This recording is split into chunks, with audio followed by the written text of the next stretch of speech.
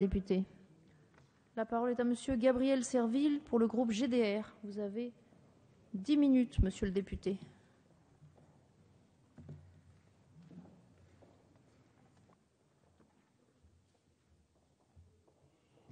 Madame la Présidente, Monsieur le Ministre, Monsieur le rapporteur, chers collègues, le problème du surendettement est grave.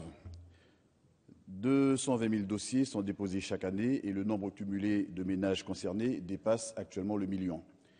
L'abnégation de nos collègues de l'UDI à redéposer leur proposition de création de fichiers positifs montre une réelle préoccupation pour les familles modestes enfoncées dans le surendettement. Il peut toutefois être utile de rappeler que le candidat qu'ils ont soutenu en 2012 proposait de généraliser les crédits hypothécaires sur le modèle américain, ce qui a déclenché la crise des subprimes et provoqué l'expropriation et le surendettement de milliers de familles. Pour les députés du groupe GDR, le meilleur outil de lutte contre le surendettement est et restera la hausse des salaires, car augmenter les revenus, que ce soit les retraites, le SMIC, les minima sociaux ou les prestations sociales via les cotisations sociales, est la meilleure façon d'empêcher les familles de tomber dans le piège de l'empilement des crédits.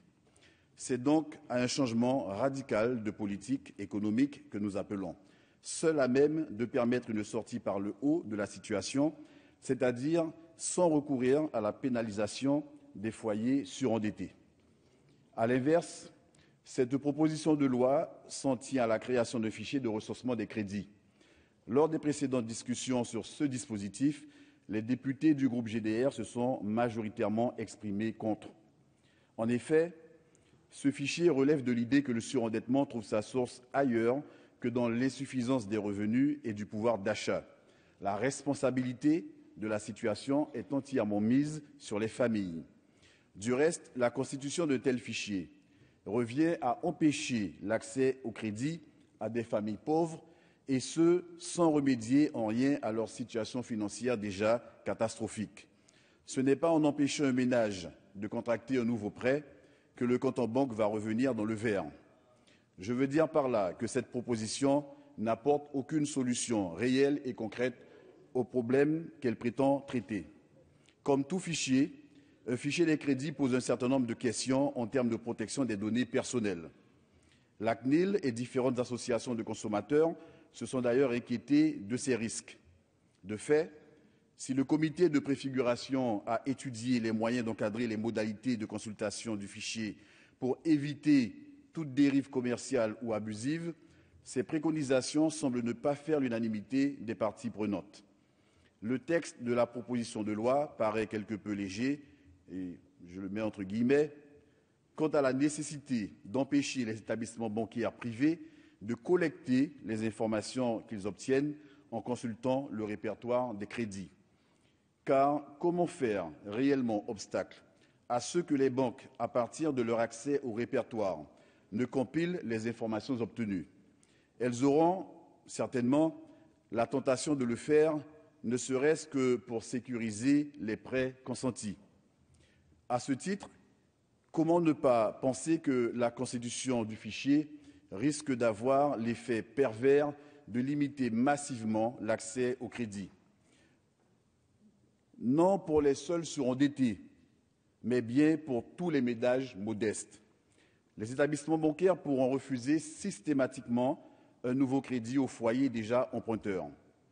En cette période de difficultés économiques généralisées, le recensement des crédits dans le répertoire risque donc d'entraîner une fermeture du robinet.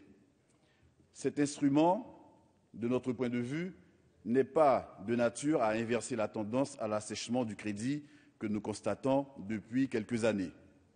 Je rappelle que 5 à 6 millions de Français ont déjà un accès limité aux banques.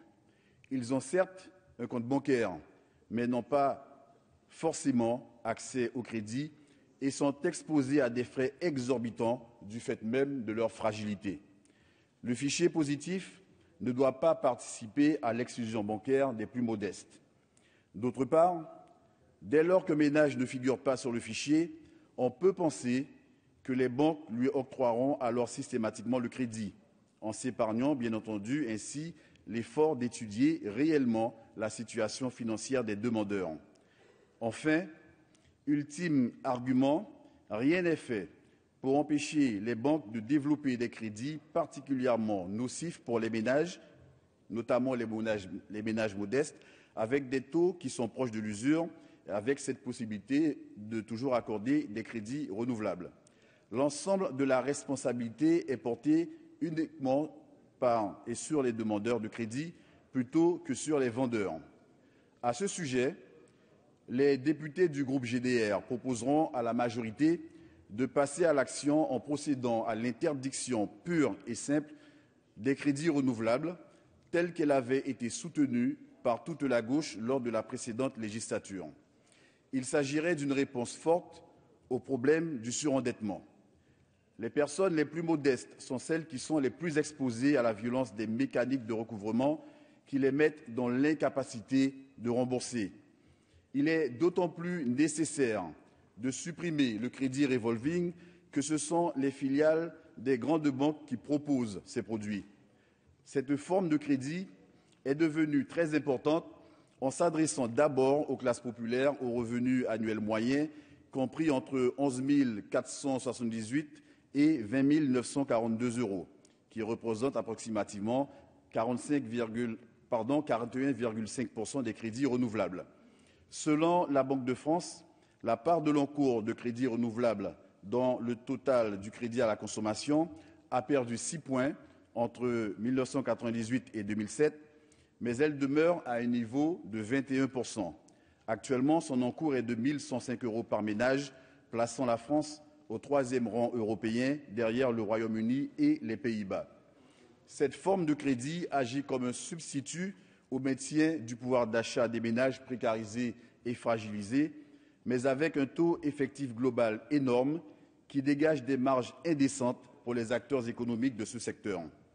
C'est en interdisant ces produits financiers que nous contribuerons à prévenir le surendettement, pas en donnant quitus aux banques à travers un fichier positif, alors que ce sont elles les principales responsables du surendettement.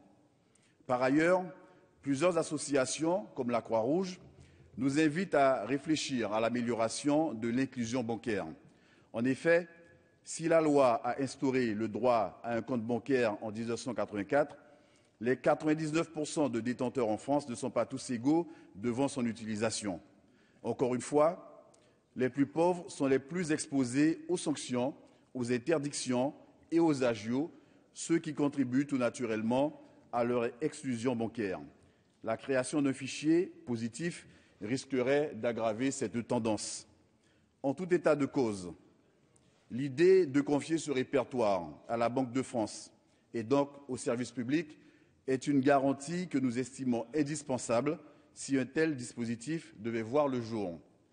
Du moins si la Banque de France conserve son réseau, puisque l'implantation territoriale de ces succursales tend à se réduire sous l'effet de la pression austéritaire. Je rappelle que les établissements départementaux de la Banque de France sont en première ligne dans la lutte contre le surendettement des ménages. Il ne sert donc à rien de voter des dispositifs de lutte contre ce phénomène si, dans le même temps, les budgets des services publics de proximité sont asséchés au point d'engendrer des restructurations. Ainsi, le projet actuel de la direction de la Banque de France prévoit la fermeture d'une caisse ou d'une succursale dans pas moins d'une trentaine de villes moyennes. Supprimer les outils locaux de lutte contre le surendettement est dangereux. C'est un signe de plus, s'il en fallait, que cette proposition de loi ne répond pas aux vrais enjeux du surendettement. C'est la raison pour laquelle les députés du groupe GDR voteront contre cette proposition de loi. Merci. Merci, monsieur le député.